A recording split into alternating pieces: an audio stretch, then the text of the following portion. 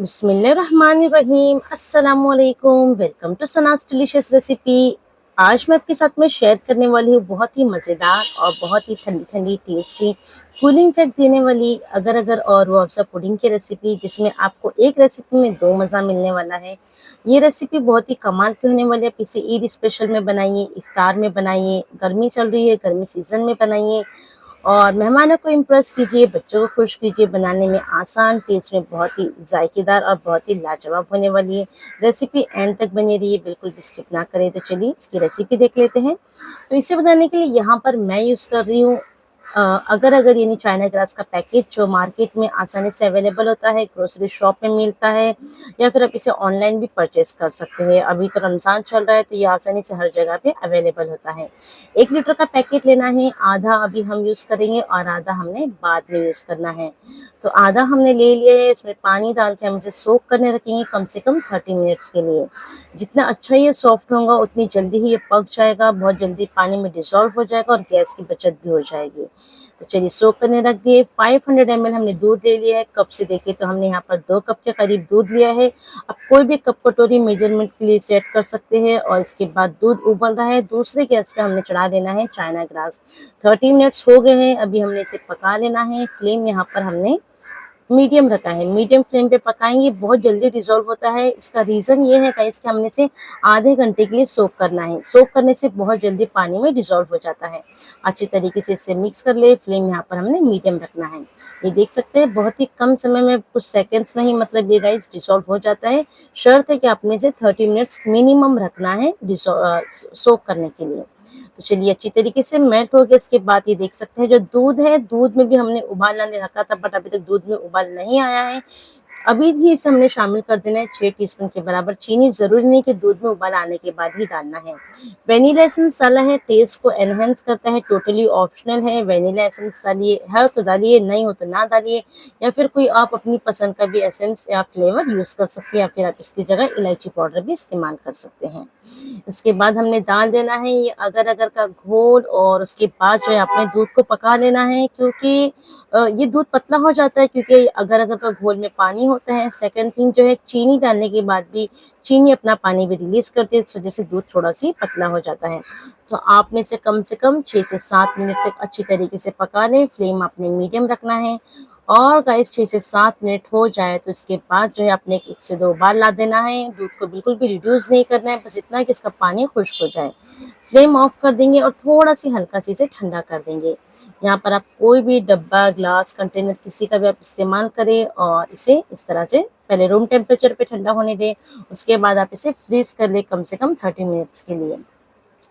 तो चलिए यहाँ पर भी थोड़ा सी बच गया था तो मैं थोड़ा सी इस तरह से गिलास में भी सेट कर लिया है। यहाँ पर मेरे पास गिलास अवेलेबल था तो मैं 2 कलर का बना रही हूँ। बच्चों को भी बहुत ही पसंद आता है। और इसी के साथ में यहाँ ग्लास में भी सेट कर दे। अब यहाँ पर मैं ले रही 1 टेबल स्पून के करीब यहाँ पर हमने ले लेना है सब्जा सीड्स। और यहाँ पर मैंने इसमें पानी डाल के इसे सोक करने लगा है। बहुत ही कम समय में ये फूल सी जाती है। अच्छी तरीके से मिक्स कर ले और इसे रख दे साइड में। तो चाइना ग्रास सेट हो रहा है, तब तक कि हम दूसरा वाला मल्टी लेयर का सेकंड लेयर हमने तैयार करनी है। सॉरी, तो यहाँ पर मैंने जो आधा पैकेट बचा हुआ था गाइस, उसे भी हमने सोक करने रखा था सेम प्रोसेस में। और ये देखिए बहुत ही कम वक्त में बनके तैयार हो जाता है। सबसे इम्पोर्टेंट थिंग है गाइस की रेसिपी अगर थोड़ी भी अच्छी लगी तो प्लीज़ एक लाइक करें, शेयर करें और अगर चैनल पर पहली मर्तबा आए तो सब्सक्राइब करना बिल्कुल ना भूलें। तो चलिए गाइस यहाँ पर ये चाइना ग्रास ये मेल्ट हो गया। अब इसके ऊपर हमने शामिल करना है 2 कप के बराबर पानी। तो यहाँ पर हमने टोटल 2 कप दूध लिया था और 2 कप ही पानी का इस्तेमाल कर रहे हैं। अब चाइना ग्रास पहले डिजॉल्व हो जाए, उसके बाद अपने पानी डालना है और फ्लेम यहाँ पर मीडियम रखते हुए इसे चलाते रहना है। जब 3 से 4 मिनट हो जाए गाइस, ये देख सकते हैं इस तरीके से चम्मच चलाते हुए, उसके बाद जो है आपने इसमें शामिल करना है रूह अफ़ज़ा। तो ये देख सकते हैं आधा कप के करीब यहाँ पर मैंने रूह अफ़ज़ा लिया है। टेस्ट की क्वांटिटी आप ऊपर नीचे कर सकते हैं। अगर आप ज़्यादा मीठा पसंद करते तो आप थोड़ा सी और क्वांटिटी बढ़ा सकते हैं। बट यहाँ पर मैंने चीनी स्किप किया है गाइस, क्योंकि रूह अफ़ज़ा ऑलरेडी मीठा होता है। तो आपने चीनी अगर मीठा पसंद करते तो चीनी भी शामिल कीजिए। बट मैं आपको सजेस्ट करूँगी कि आप चीनी के बजाय रूह अफ़ज़ा ही ऐड कीजिए। रूह अफ़ज़ा डालने के बाद अपने कम से 4 से 5 मिनट तक अच्छी तरीके से पका लेना है। फ्लेम ऑफ कर देना है और इसे ठंडा कर देना है। बहुत ज़्यादा ठंडा नहीं, बस इसकी जो है पूरी भाप जो है निकल जाना चाहिए। देखिए पूरी भाप निकल गई है। इसके बाद जो है आपने जो सब्ज़ा सीड्स जो सोक करने रखा था उसे इसमें शामिल करना है। देखिए कितना ही फूला-फूला सा बन गया है। गाइस अगर आपके पास रूह अफ़ज़ा ना हो तो आप इस जगह पे जो है रोज़ सिरप का भी इस्तेमाल कर सकती हैं। अब इसकी पूरी भाप निकल जाए उसके बाद आपने इसमें डाल देना है रूह अफ़ज़ा। ये देखिए फ्रिज में से रखा था मैंने सेट होने के लिए, परफेक्ट तरीके से ये सेट हो गया है, ग्लास में भी अच्छी तरीके से सेट हो गया है।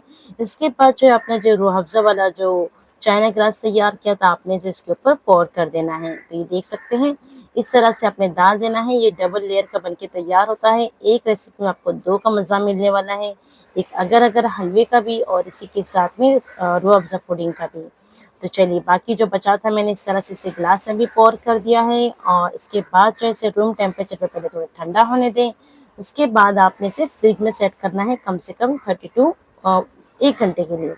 तो चलिए यहाँ पर आप देख सकते हैं गाइस ये अच्छी तरीके से सेट हो गया है। चलिए मैं आपको नज़दीक से भी दिखा देती हूँ। ये देखिए कितना ही परफेक्ट दिख रहा है। ये देखने में ही सिर्फ मज़ेदार नहीं है गाइस, टेस्ट में भी बहुत ही मज़ेदार है।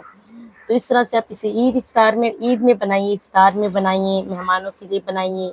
ईद स्पेशल के लिए बहुत ही मज़ेदार डिज़र्ट है, ज़रूर से ट्राई कीजिए और अपने मेहमानों को इम्प्रेस कीजिए। ये देखिए मस्त परफेक्ट एकदम सेट हो गया है। अब इसे जो है हमने कटिंग कर लेना है। तो चलिए आपको मैं कट करके भी दिखा देती हूँ। तो यहाँ पर आप नाइफ का इस्तेमाल कीजिए, आप स्मॉल पीसेस कीजिए जैसा आपको पसंद है। मैं थोड़ा-सा यहाँ पर थोड़े-से पीस जो है बड़े रखने वाली हूँ क्योंकि ये देखने में भी लुक में भी अच्छा आता है और ये बड़ा देखने में अच्छा भी लगता है और खाने में आसानी होती है। तो चलिए यहाँ पर ये देख सकते हैं इस तरह से भी हमने निकाल लेना है। चलिए मैं आपको दिखा देती हूँ। आपको डबल लेयर दिखाने वाली देखिए कितना ही ज़बरदस्त सब्ज़ा भी अच्छी तरीके से सेट हो गया है। सब्ज़ी से लुक अच्छा आता है जो कि टोटली ऑप्शनल है बट ये कूलिंग इफ़ेक्ट देता है, पेट के लिए ठंडा होता है गाइस तो ज़रूर से शामिल कीजिएगा। तुख्मलंगा भी कहा जाता है इसे। ये देखिए परफेक्ट हमारी डबल लेयर वाला रूह अफ़ज़ा पुडिंग बनके तैयार हो गई है। यहाँ पर मैंने चाइना ग्रास का इस्तेमाल किया था, आप अगर पाउडर का भी इस्तेमाल कर सकते हैं। जो आपके पास अवेलेबल है दोनों से ही सेट हो जाता है। कमाल की रेसिपी है, ज़रूर से ट्राई कीजिए, लाइक कीजिए, शेयर कीजिए और अगर चैनल पर पहली मर्तबा है तो सब्सक्राइब करना बिल्कुल ना भूलें इसी तरह की मज़े-मज़े की रेसिपी के लिए। तो मैं उम्मीद करती हूँ गाइस कि आपको ये आज की रेसिपी ज़रूर से पसंद आएँगी।